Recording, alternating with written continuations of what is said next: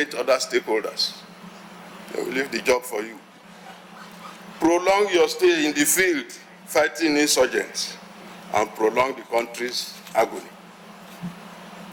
Furthermore, bearing in mind that you are primarily fighting for the hearts and minds of the people, never go into any operation treating the populace as if they are second-class citizens and you are their overlord. You will not get any cooperation or intelligence from them with those attitudes. You see, the communists, every military unit has a political commissar. These commissars are there, they don't do any fighting, but they also wear uniform.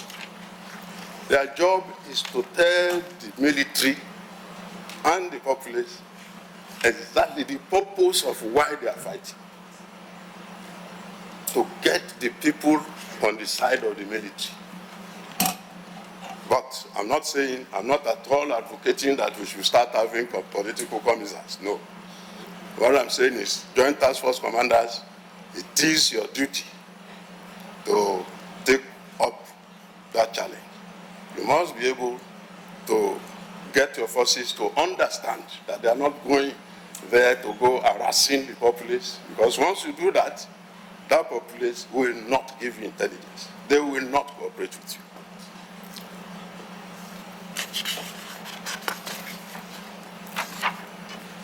We must also adhere to policy guidelines, which are already clearly spelled out in the country's national defense policy, national security strategy, and other national documents. For example, equipment, aircraft, personnel, arms and ammo allocated to a joint task force automatically come under the operational control of the Chief of Defense Staff and his joint task force commanders. We've had situations in the past where aircraft, will be assigned to a task force, but to use it will become a problem. That shouldn't be. It should be the prerogative of the Joint Task Force Commander as to how any equipment attached to that operation is used. They are the people statutorily tasked with operations. Let me also quickly say a few words about your logistics and your readiness. That old war horse, Napoleon Bonaparte, already said the most apt universal truth about military logistics when he observed that, and I quote, "An army marches on its belly," unquote.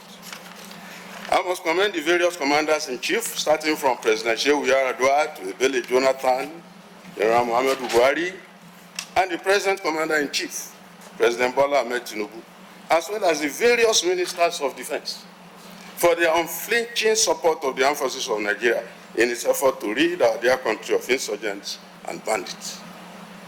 It is now left to the armed forces itself to ensure that it gets the most bang for every buck spent. The defense budget should not be squandered on frivolities, on things that should be handled by other ministries, departments, and agencies. That is why I have always advocated that the Chief of Defense Staff should be in the budgeting and procurement loop of the armed forces. A situation where the man who is expected to do the fighting has no say in the equipment he needs to do the job cannot be said to be an efficient situation.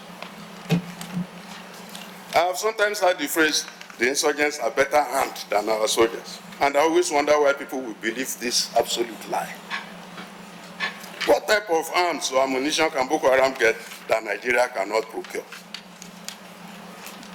What contact can Boko Haram have internationally that Nigeria does not have or cannot have?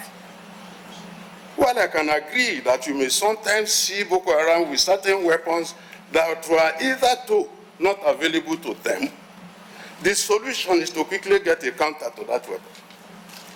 In any event, if the defense headquarters was given a say in the type of weapons to procure, based on the threat it had assessed, the possibility of being surprised by the type of weapon Boko Haram is fielding will be greatly reduced.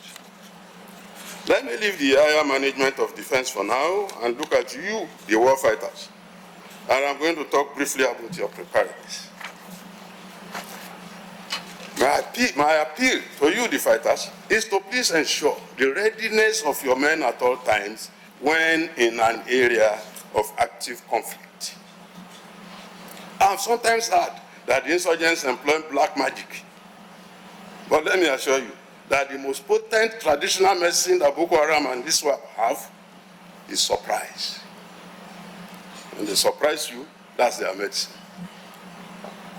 A body of fighting men taken by surprise is the most pathetic of all situations.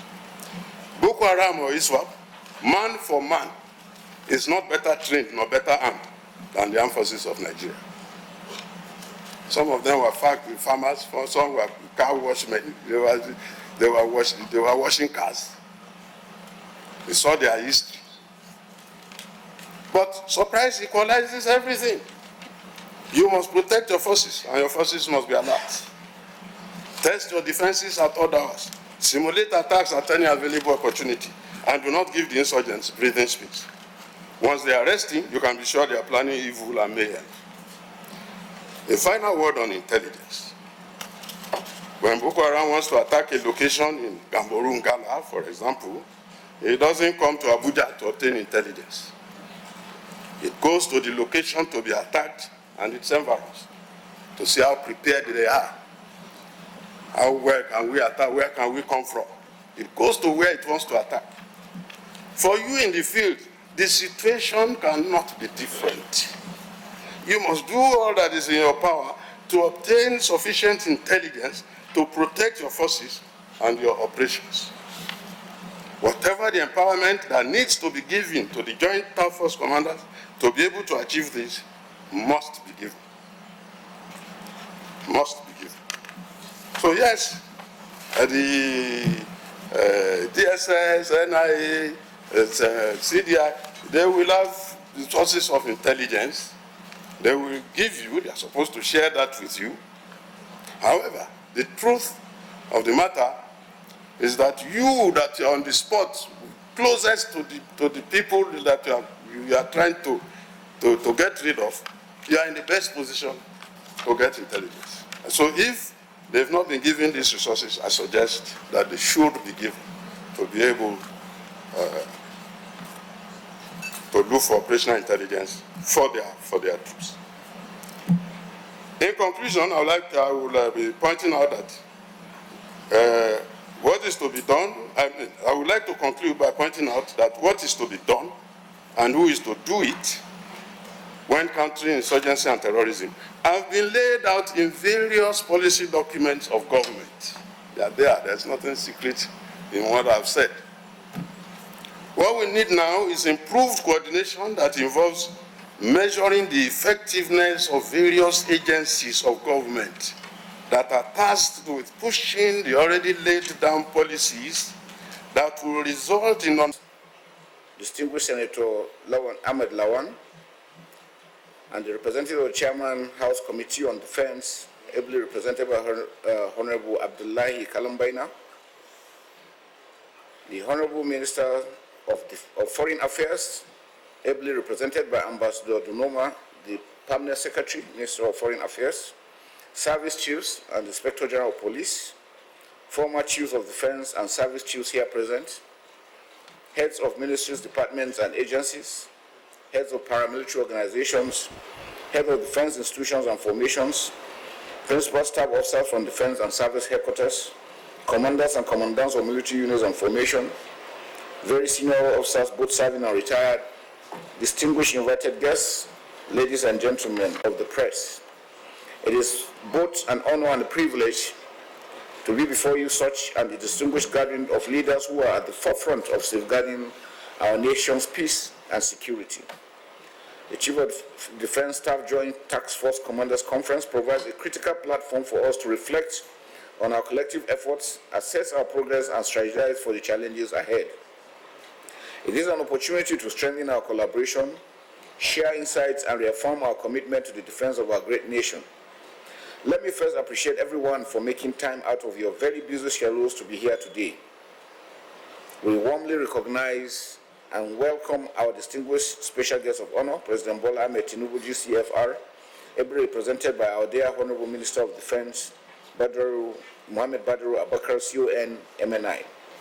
Your Excellency, your presence today further epitomizes Mr. President's zeal and determination to bring in a lasting solution to the security challenges facing our country. Let me begin by commending the unwavering dedication and sacrifice of our officers and men across the various joint task forces. Your relentless efforts in combating insurgency, terrorism, and banditry and other security threats have not gone unnoticed. The successes recorded in recent operations are a testament to your professionalism, resilience, and commitment to duty. You have demonstrated that through unity of purpose and effective collaboration, we can achieve remarkable results. However, while we celebrate these achievements, we must remain vigilant. The security landscape continues to evolve, presenting new and complex challenges. Evolving threats such as the employment of armed drones, transnational crimes, and the proliferation of improvised explosive devices demand innovative and adaptive responses. This conference is therefore an opportunity to critically examine these challenges and develop actionable strategies to address them.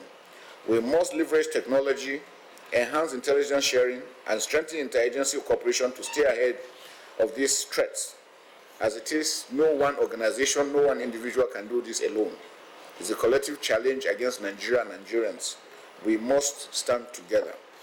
Consequently, the theme of this conference, Enhancing Jointness Across All Theaters of Operation, has been carefully crafted to specifically target a perennial challenge which has negatively impacted our overall efforts.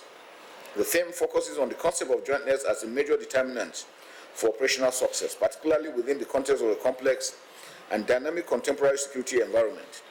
The concept of jointness remains at the core of our operational success and is a pillar of my leadership concept, which is to nurture a professional armed forces of Nigeria that is people-centric, capable of meeting its constitutional responsibilities in a joint and collaborative environment. First, as commanders, you play a pivotal role in fostering this spirit of collaboration. I therefore urge you to continue building bridges, sharing resources, and working as a cohesive team. Together, we are stronger, and together we will prevail. As we deliberate over the next few days, let us keep in mind the trust reposed in us by the Nigerian people. They look up to us to protect their lives, properties, and freedom. We must not fail them. Let us approach this conference with open mind, a willingness to learn, and a determination to innovate. Let us live here with a clear roadmap of addressing the security challenges of our time. I will surely expect that we will engage in robust discussions, ask questions, and challenge any assumption to forge more effective paths for our operations. In closing, I want to thank the organizers of this conference for putting together such a timely and important event. I extend my gratitude to all participants for their dedication and service to our nation. Permit me to sincerely express our profound gratitude to the President and Commander-in-Chief of the Armed Forces of Nigeria, His Excellency Bola Ahmed Tinubu, GCFR, for his sterling leadership and outstanding commitment, as well as support to the armed forces and security agencies across the country. Your Excellency, we remain immensely grateful. I also express my gratitude to the National Security Advisor, Malam Nuhu Ribadu, MNI, our Honorable Minister of Defense, Minister of State Defense, and other ministers here present, service chiefs, and Inspector General of Police for honoring our invitation. To the heads of all department and agencies present here today, I say a big thank you for obliging us with your presence. We have continued to work together, and we are eternally grateful for doing that. Lastly, we cannot but also acknowledge and appreciate the presence of our mentors, former chiefs of defense staff and service chiefs, for sharing this special occasion with us. This time around, we tried to track the conference to ensure that we take on the lecture so that we benefit from it, discuss before we disperse this morning. And so want to oblige that we please take time to stay around so that we can listen to the situations on ground and be able to provide solutions. Because as we mentioned, the challenges confronting Nigeria is a Nigerian challenge.